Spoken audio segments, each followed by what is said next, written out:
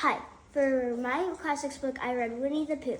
The two things Winnie the Pooh loves the most is all of his friends and honey. So I decided to base my whole project about honey. My uncle Jonathan Nixon is working towards his PhD in entomology, and he's been studying male honeybees. He's going to be showing me his lab at Purdue, and also I'm going to be interviewing him at his office. My other uncle, Steve Nixon, is the proud owner of Hoosier Honeyworks, and I'm going to be going to his farm to help him jar some honey that he harvested with the hives that are at his farm. Uncle Jonathan, can you give me a tour of your lab, please? Yeah. Well, welcome. This is Brock Harper's Purdue Entomology Lab. So here we focus on honeybee genomics. So we work on all the different environmental stressors and biological stressors which drive honeybee health and longevity. So this is our main research lab at Purdue. You can see any academic lab is going to be pretty messy because we're all very, very busy. But we've got a lot of our deep cold storage, which we use for our samples. We've got a lot of bench space set up for different types of DNA extractions, RNA extractions, where we're looking for different types of genetic mutations, or using DNA, or with RNA, we're looking at what's changing gene expression, or how that gene expression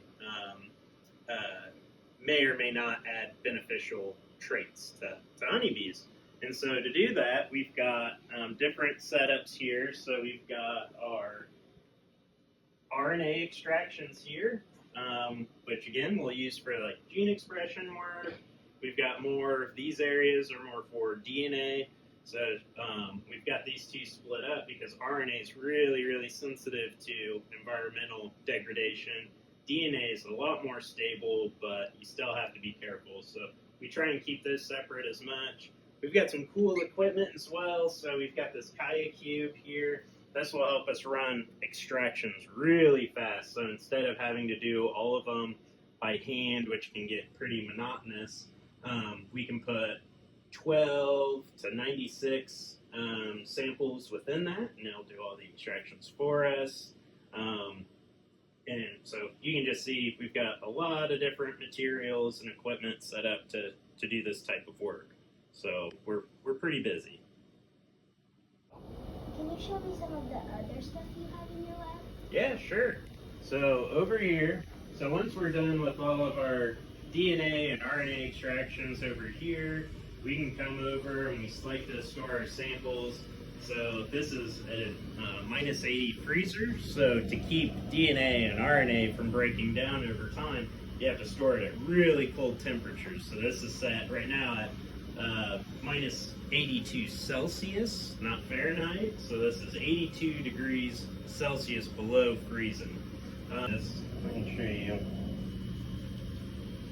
some samples.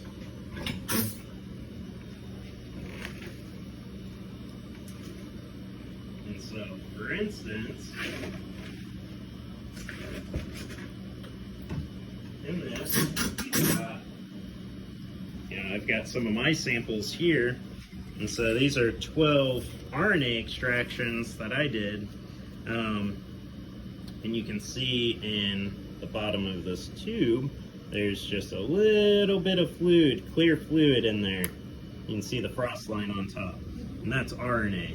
And so I'm going to send that out for gene expression so that I can look at how gene expression changes at developmental stages of honeybee larvae, so like the baby honeybees that are growing in the colony. These are specifically male honeybees.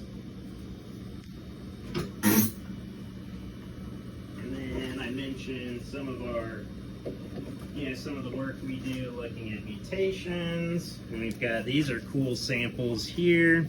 Scrape off some of the ice. So if you look in there and you can see those white eyes, these are white eye males, which are mutant males. And so these come from a queen that's got a mutation that results in half of her sons coming out with white eyes instead of black eyes. So it's a pretty interesting mutation, and it's never been documented, or not characterized, I should say, until recently. So we've got this in works to be published this year, which is going to be exciting to have done. So we've just got loads and loads of other samples here. We've got our bench hoods, so some of the work we do, like we've got an ethidium bromide section here. Because of the way that chemical, the hazard component of that chemical, we usually store that material as well as some of the waste within a hood, so in case anything volatilizes, you know, the vapors come up, that hood kind of sucks it all away and keeps the lab safe. So yeah, these are all very important pieces of equipment, and we've got this is a old but really big centrifuge, so that will run, it spins samples down, and it uses G-forces, gravitational forces, to separate different materials out within a tube. And we've got some different equipment here that we use for running PCRs, and again, just everything kind of funnels towards studying honeybee genomics.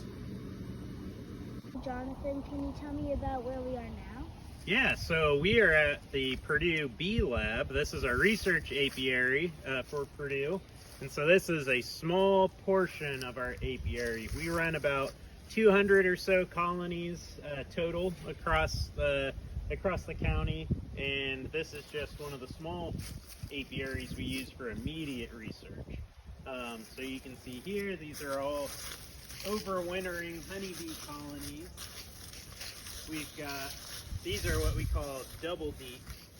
So you've got two brood boxes stacked on top of each other, and inside you've got frames, and as the temperature cools down, like today, you know, which direction does heat rise?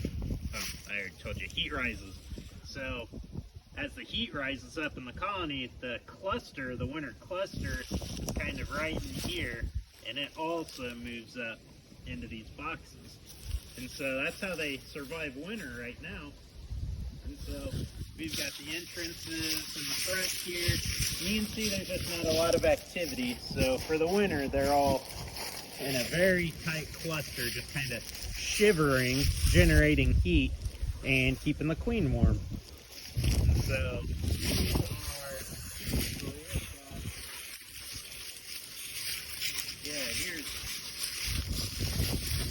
this is one of my colonies, that my personal colonies, and I've got two others kind of stashed away here.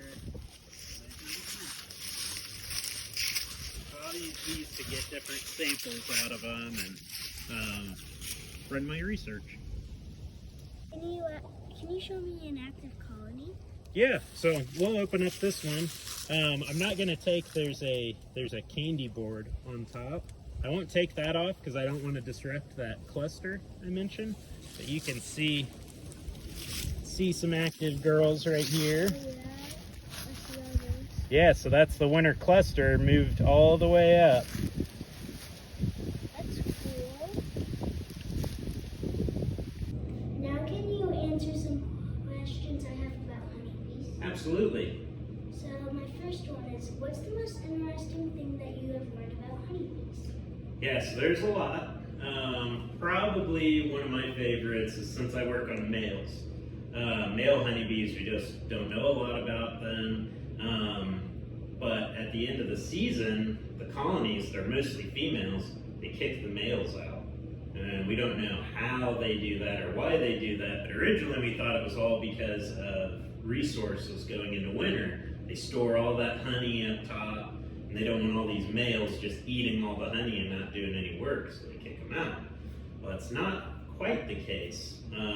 But we learned recently that the workers are able to judge the quality of males.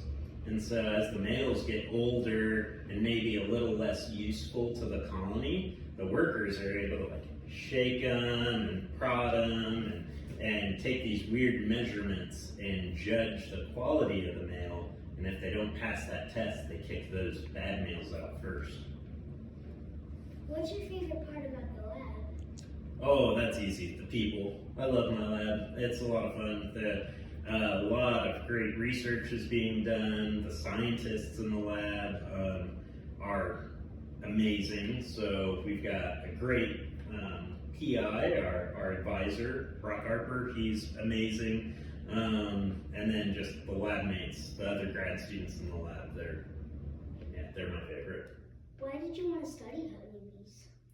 They are really complicated creatures, and we've been studying them for a long time, even going back into ancient Egypt. They kept and studied honeybees to some degree. But even at this point, with as good as the research equipment is, and the precise type of research we can do to answer these questions, with all that being considered, we still just don't know a whole lot about them. And so I was just excited to work on something with real big questions to answer. Are there other ways to use honey besides eating it? Yeah, one of the best ways to use it outside of just eating it, honey has peroxide in it. Do you know what peroxide is? Have you ever gotten a scrape and needed to sterilize a wound?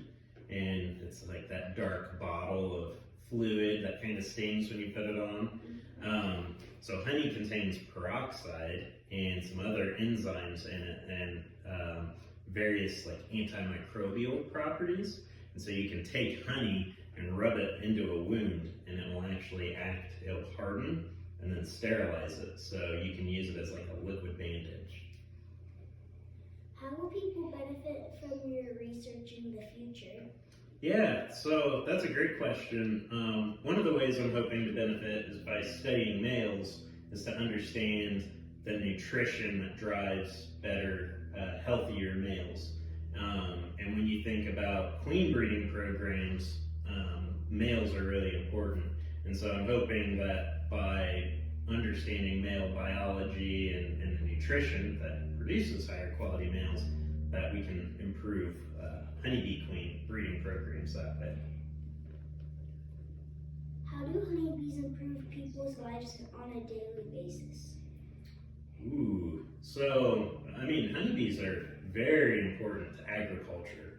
So the European honeybee or Western honeybee, Apis mellifera, that is the most managed honeybee species on the planet. And they're used for a lot of important pollination of like key crops. So blueberries and avocados and almonds and things like that, all those delicious foods we like. So they're really important for agriculture, and beyond that, just pollination services are very important. What are some unique facts about honeybees that people don't know? So honeybees, there are these colonies, these really complex colonies of maybe 60 to 80,000 individuals. But those individuals are so well organized that they make what's called a superorganism.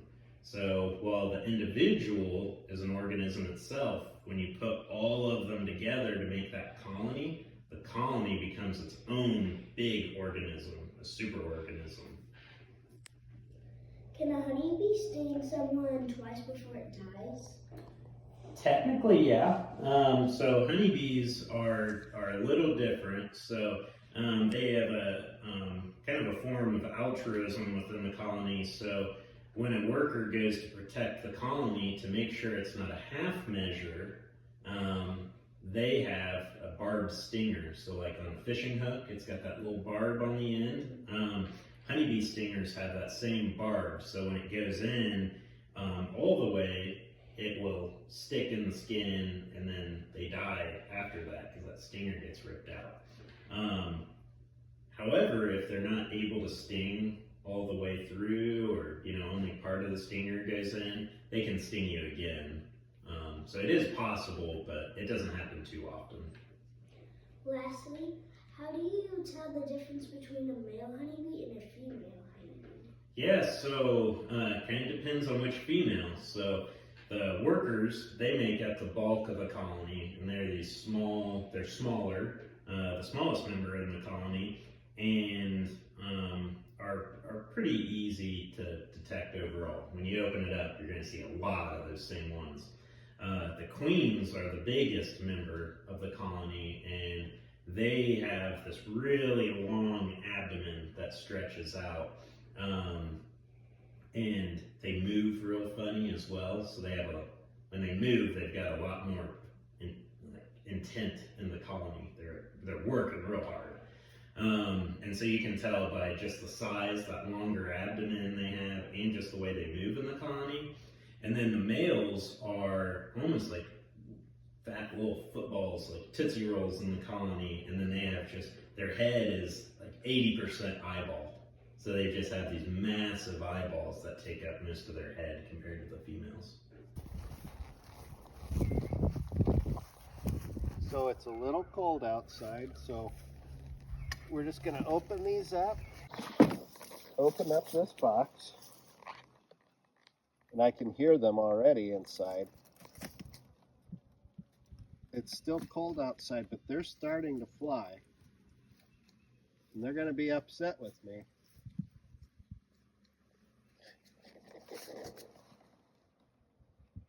But there they all are. We'll check this lid and see if our queen is on the lid.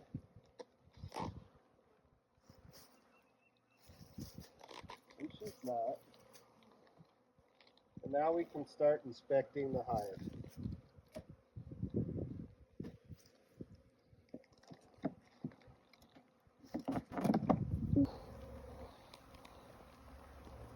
We'll check the frames for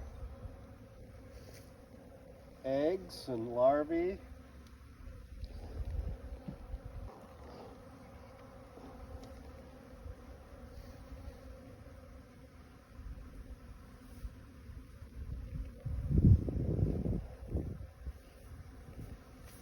So these frames, this frame has capped honey on it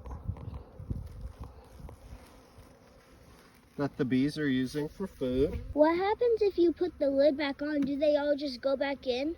Yes, they do. So now I'm at Hoosier Honey Works that is owned by my uncle Steve Nixon, and I'm jarring honey right now.